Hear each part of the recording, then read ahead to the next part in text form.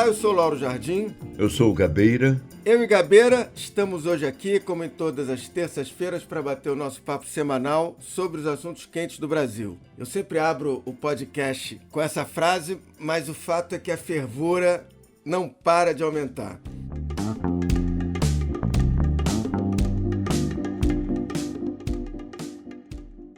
Eu vou tentar aqui dar uma resumida nesses últimos acontecimentos para situar um pouquinho nossa conversa de hoje. Teve de tudo e tudo muito grave nessa última semana.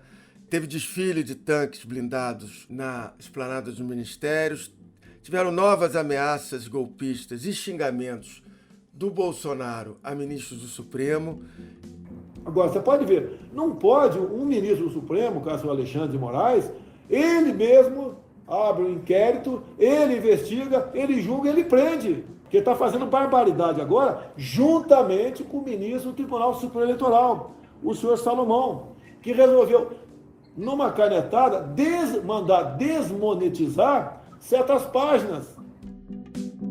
Teve o Bolsonaro ainda continuando obcecado pelo voto impresso. Teve o Roberto Jefferson, que foi preso. A gente viu também no sábado o anúncio feito via Twitter pelo presidente de que ele quer enviar ao Senado um pedido de impeachment do Luiz Roberto Barroso e também do ministro Alexandre de Moraes.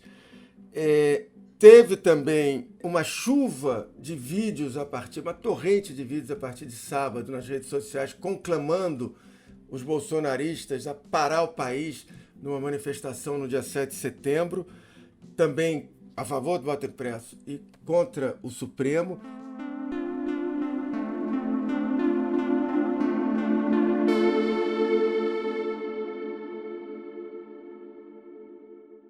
Gabeira, eu acho que a palavra que define tudo isso aí que eu falei agora, eu acho que é ruptura. Ruptura constitucional, ruptura do Estado de Direito. Antes de passar a palavra para você, eu queria dizer que eu fiquei muito impressionado com essa palavra, ruptura, porque ela entrou no vocabulário do governo para valer. Desde o fim de semana até ontem, segunda-feira, eu conversei com 4 ministros muito importantes do governo e na conversa com os 4, a palavra apareceu.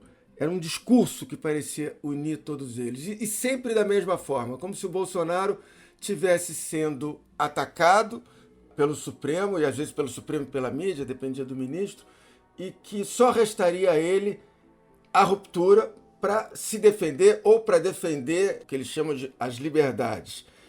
E aí eles falaram, não, isso é muito perigoso, Lauro, mas o Supremo é que está levando a essa situação. Ontem, segunda-feira, uma nova entrevista do general Augusto Heleno, em que ele não falou a palavra ruptura, mas falou que pode ter uma intervenção, o que é ruptura, ela pode acontecer se coisas muito graves continuarem acontecendo. Enfim, eu acho que grave é uma declaração dessa à luz do dia, não é isso? Claro. Evidentemente que é alguma coisa no ar, né? Como se diz em Minas, onde a fumaça há tanque. Então, possivelmente, o Bolsonaro está desenvolvendo uma ideia de ruptura a partir de uma visão paranoica. Ele apresenta o encontro do Mourão com o ministro Barroso, por exemplo, como um sintoma dessa tentativa do TSE de cassar o seu mandato e manter o vice. Então ele teme que o impeachment dele não venha através do Congresso, mas através de uma cassação do Tribunal Superior Eleitoral. Evidentemente que isso não está no horizonte do Supremo Tribunal Eleitoral, mas o Bolsonaro utiliza isso porque é muito mais palatável você falar em contragolpe do que falar claramente em golpe. Assim, eu não vou dar um golpe. Todo mundo diz, puxa, mas você vai dar um golpe? Só aquele cantor sertanejo, Sérgio Reis, que se precipitou um pouco e cantou a história claramente. Dizem que ele tinha bebido um pouco. Eles vão receber um documento assim, vocês têm 72 horas para aprovar o voto impresso e para tirar todos os ministros do Supremo Tribunal Federal. Não é um pedido, é uma ordem. Vocês vão ter uma ordem. É assim que eu vou falar com o presidente do Senado. Isso é uma ordem. Se vocês não cumprirem 72 horas, nós vamos dar mais 72 horas, só que nós vamos parar o país. Já está tudo armado, o país vai parar. Você pode beber um pouco, pode dizer várias coisas, menos que vai dar um golpe e que vai paralisar o país, que as pessoas não vão ter o que comer. É uma coisa absurda. Aliás, seria um momento histórico da humanidade, um golpe liderado por um cantor sertanejo, né? Como é que isso vai ser explicado no futuro? Eu li na internet que os historiadores iam ficar loucos. Né? Realmente é de enlouquecer qualquer historiador, né? Mas parece que ele já melhorou da ressaca, inclusive está deprimido com a ressaca, já superou isso. Existem outros fatores também que eu acho que devem ser levados em conta nesse panorama. Um deles é o fator político mesmo. 13 governadores se manifestaram pela democracia a favor do Supremo. É uma manifestação importante. O presidente do Senado também fez uma declaração dizendo que os brasileiros não devem se dividir, que é preciso uni-los. E o presidente da Câmara também fez uma declaração mais ambígua, mas também no sentido de tentar evitar esse clima de golpe. O presidente da Câmara, Arthur Lira, do Progressistas, escreveu em uma rede social: o Brasil sempre terá no presidente da Câmara dos Deputados um ferrenho defensor constitucional da harmonia e independência entre os poderes. Vigilante e soberana, a Câmara avança nas reformas, como a tributária que votaremos nessa semana, na certeza de que o país precisa de mais trabalho e menos confusão. Além disso, eu acho que houve um fator também importante, isso na área militar, que é a ideia de não fazer o desfile militar de 7 de setembro. Os bolsonaristas queriam fazer a sua manifestação no 7 de setembro, porque é uma data simbólica, a independência do Brasil, mas porque as tropas estariam nas ruas. Então eles queriam que a sua manifestação política, de alguma maneira, se confundisse no imaginário das pessoas que estivessem vendo o que acontecia como uma manifestação simultaneamente deles e um desfile militar. Né? E isso não vai acontecer, já vai esvaziar um pouco mais. Eu não quero dizer que isso acalme tudo, porque o Brasil, como você disse, é muito quente e em alguns pontos ele está incendiando, né? Nos biomas mais importantes ele está pegando fogo mesmo. Mas outro fator que deve ser levado em conta é que as ameaças de paralisação levavam consigo também o nome dos caminhoneiros, a categoria dos caminhoneiros. E os líderes dos caminhoneiros não estão confirmando isso. Pelo contrário, eu acho até que os caminhoneiros dificilmente fariam uma manifestação exclusivamente política. Do ponto de vista do interesse deles, continua havendo aumento do diesel, continua havendo aumento da gasolina, o aumento do etanol foi de 34%. Quer dizer, eles não devem estar assim. Eu nunca vi manifestação de caminhoneiro a favor de governo. Né? Eu já vi no Chile uma manifestação que realmente foi contra o Allende, houve manifestações no Brasil, mas sempre em protesto por dificuldades que a classe está sofrendo no seu cotidiano. Uma manifestação puramente política era meio imprevisível mesmo, entende? De apoio ao Bolsonaro. O que muito possivelmente eles estão tentando trazer são alguns garimpeiros. Mas os garimpeiros vêm mesmo, acho que não teria grandes problemas. E eles não são tão numerosos assim. Mas, como se diz, por mais que se atenue, o Bolsonaro continuará tentando. Ele continuará tentando, de uma certa maneira, politizar e agravar a situação. Agora, quando pergunto o que você vai fazer, essa semana tem novidades. Dentro das 4 linhas da condição, temos novidades pela frente. Eu vou entrar com o pedido de impedimento, né, dos ministros no Senado, colocar lá. Alguns elementos próximos a ele já mostraram que a ideia de pedir o impeachment de 2 ministros do Supremo não vai prosperar no Senado. E deram a ele a possibilidade de ou retirar hoje não ficar só na ameaça, que ele não saiu da ameaça, não é? Ou terceirizar, passar esse pedido para algum senador da própria base do governo.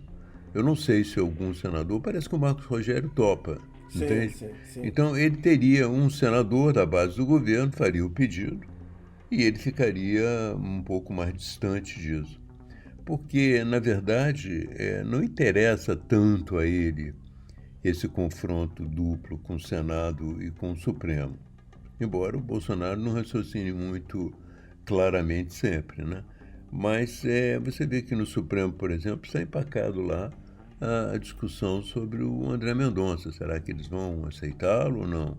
Enquanto houver essa crise tão clara, dificilmente ele vai ser levado à sabatina e vai ser aceito numa sabatina.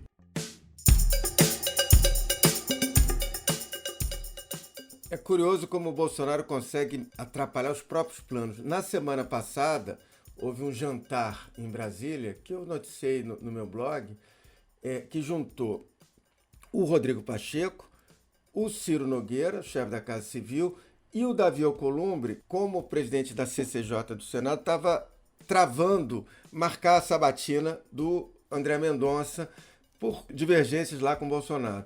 E naquele jantar foi acertado que o Davi Alcolumbre ia marcar para o final de agosto a sabatina.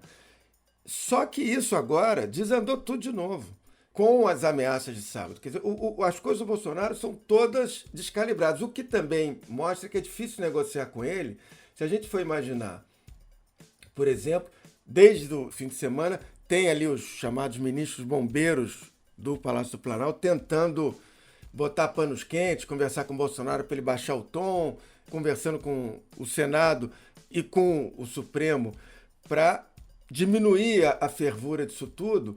Só que o Bolsonaro pode aceitar algumas negociações e que ele destrata tudo depois. E um dos exemplos que me vem à cabeça aqui, Gabeira, é quando o Ciro Nogueira se reuniu com o Bolsonaro para topar ser chefe da Casa Civil, ele fez um pedido para o Bolsonaro. Ele pediu o seguinte: olha, pode continuar tendo críticas a seu Supremo, mas, por favor, sem xingamentos específicos a ministros e xingamentos diretos e tal. E, aparentemente, Bolsonaro tinha concordado e, bom, o que se viu depois? A gente sabe que ele continuou diariamente xingando os ministros. Chamou até na quinta passada o Barroso de tapado numa live. O Barroso mentiu agora, quando ele disse que, como as votações, né, são feitas em escolas, passariam 3, 4 semanas contando o voto e as criancinhas não poderiam ficar um mês sem aula. Ministro, pega mal mentir dessa maneira, ou então és um tapado.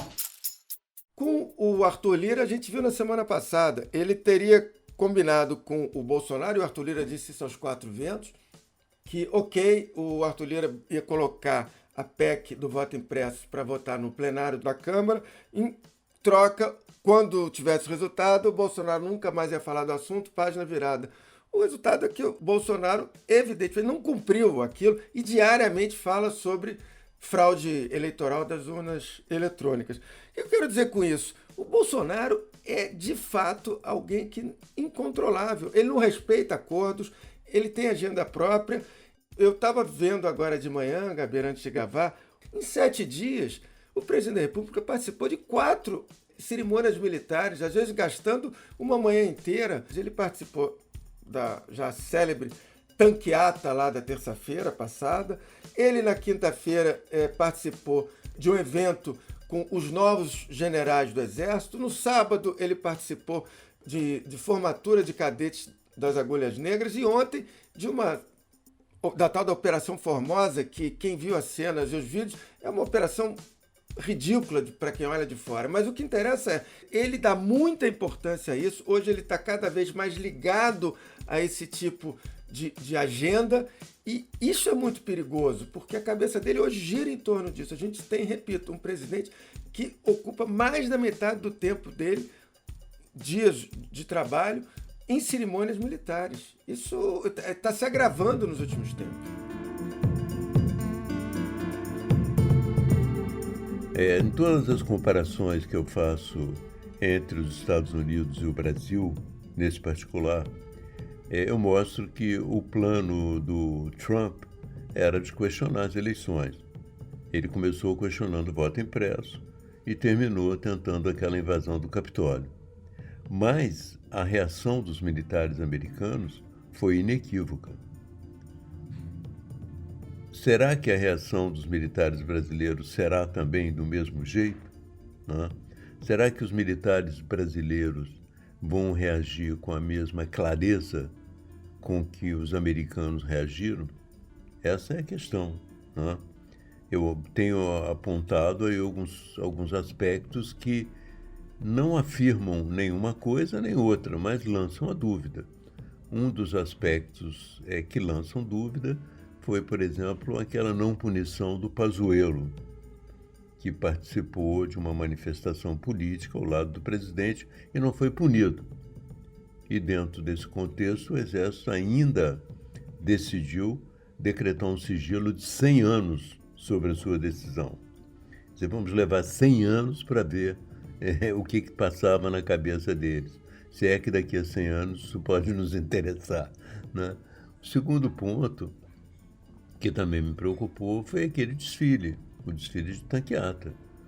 Como já afirmei muitas vezes, você pode mandar um convite por e-mail, você pode mandar um convite por fax, ainda existem fax no Brasil, né? Você pode mandar pelo correio, pode mandar uma comissão. Mas eu nunca vi na história da humanidade você mandar um conjunto de tanques para entregar um convite. Né? Então, tudo isso mostra que não há muita clareza para nós sobre como as Forças Armadas vão se comportar. Apesar de alguns ex-ministros da Defesa, alguns generais, afirmarem não, as Forças Armadas vão se manter dentro da legalidade.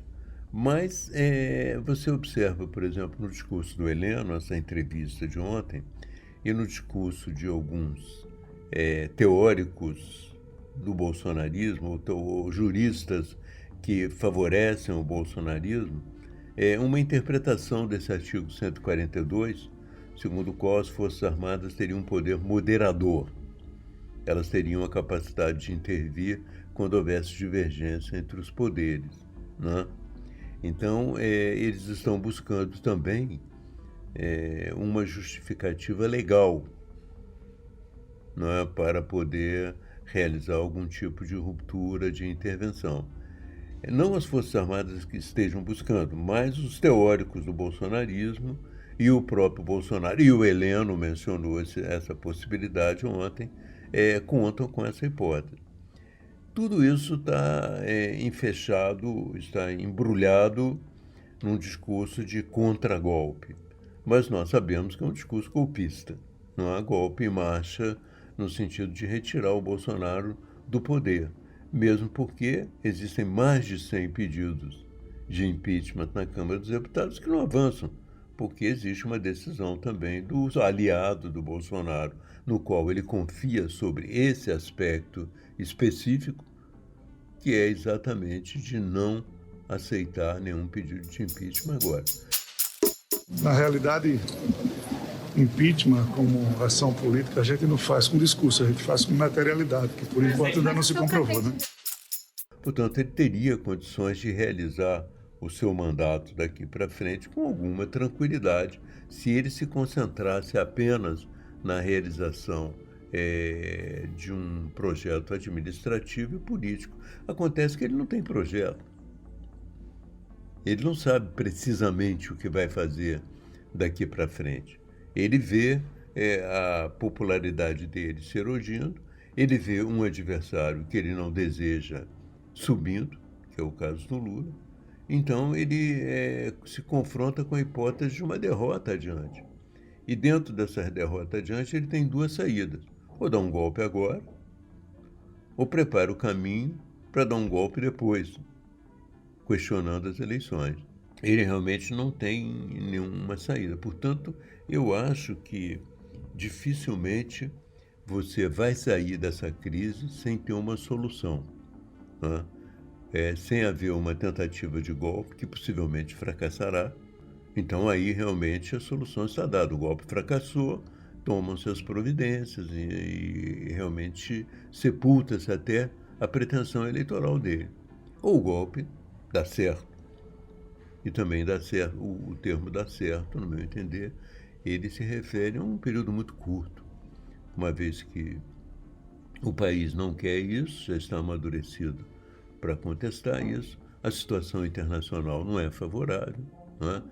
Os empresários e todo o setor econômico que está cada vez mais integrado no mundo não vai receber bem, portanto, não vejo também a possibilidade dele dar um golpe e esse golpe ser bem sucedido a médio e longo prazo. É claro que vai haver um lusco-fusco, um sai correndo daqui para lá, porque isso é inevitável quando há um golpe, né? Não tanto quanto no Afeganistão, né? Não será preciso se agarrar em aviões, mas vai haver um corre-corre. Mas eu acredito que seria um momento histórico muito breve. Então eu acho que a situação está colocada, eu não vejo, e cada vez que eu ouço alguém dizendo que vai moderar o Bolsonaro, eu tenho vontade de rir, entende? Outro dia na televisão você mesmo mencionou um tema, me pediram para comentar o fato do Arthur Lira ter colocado a votação do projeto de voto impresso e ter recebido do Bolsonaro a promessa de que uma vez votado ele ia se acalmar. Eu ri. Como é que o Bolsonaro vai abrir mão disso? Entende? Ele pode ter prometido para o Arthur Lira para enganá-lo. Ou o Arthur Lira pode estar dizendo que recebeu essa promessa sem que tenha recebido mesmo, porque é muito difícil que isso aconteça. No dia seguinte, o Bolsonaro já estava questionando de novo as eleições.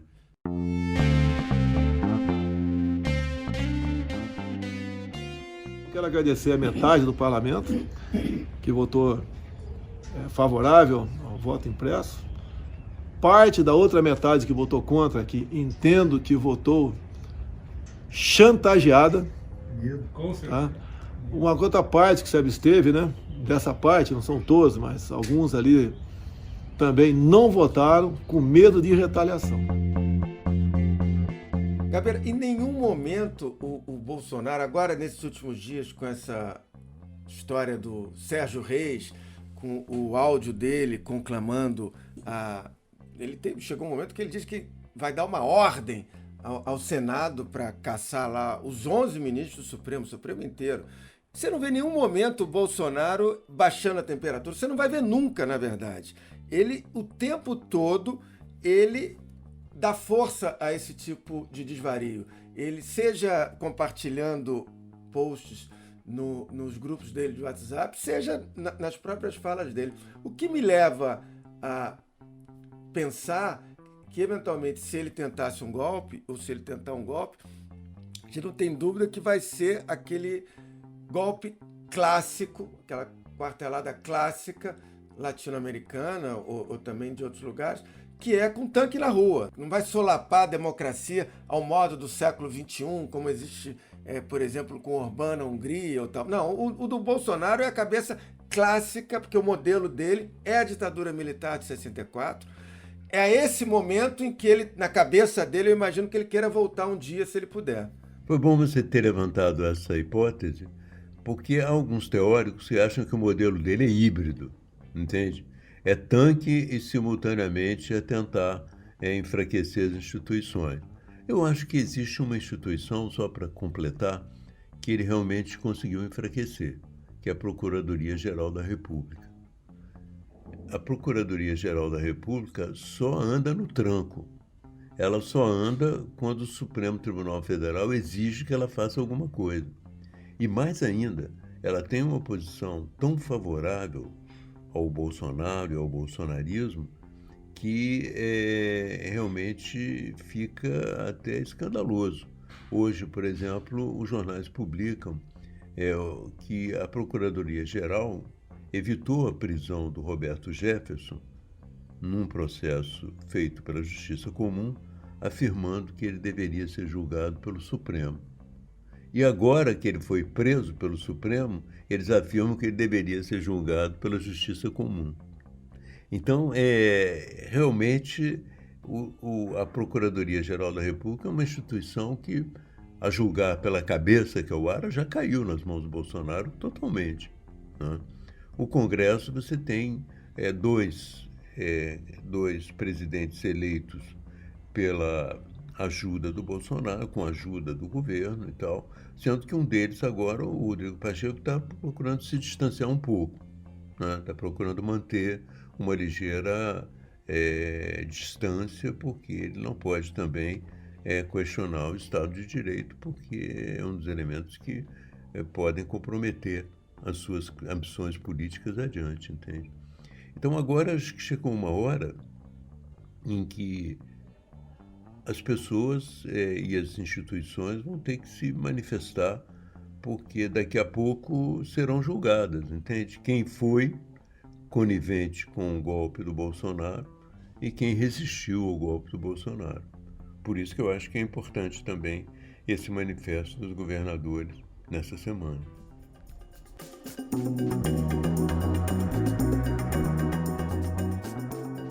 Bom, o papo está ótimo, mas está terminando o Lauro Gabeira de hoje. O Lauro Gabeira está disponível a partir das 5h30 da tarde, das terças-feiras, no site do Globo, no Spotify, no iTunes ou na sua plataforma preferida de podcast. Também pode ser ouvido na Rádio CBN às 10h30 da noite, também às terças-feiras. Esse episódio contou com o áudio da Rádio Capital Notícia. Também a edição do Vitor Carvalho e da Fernanda Pontes. E a trilha sonora que vocês ouvem aí ao fundo é da Mari Romano. Na terça-feira que vem, a gente está de volta. Tchau! Até lá!